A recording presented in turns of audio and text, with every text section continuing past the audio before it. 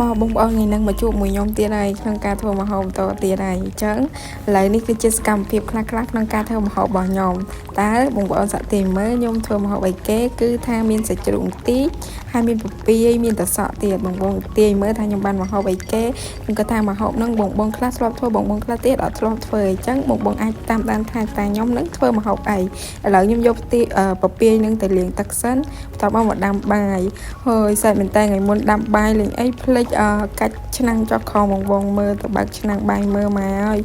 កូនតែពេញឆ្នាំងហើយឥឡូវយើងមកធ្វើការហាន់សាច់ជ្រូកតិចមកបង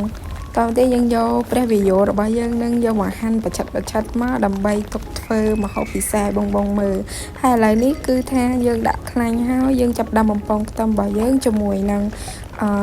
ប្រទេសហើយនឹងសាច់ជ្រូកអីចឹងមកបងដាក់មកបន្ទាប់មកយើងថែមស្គមបើបេចែងតិចទៅបានហើយបងនេះគឺថាថែមរួច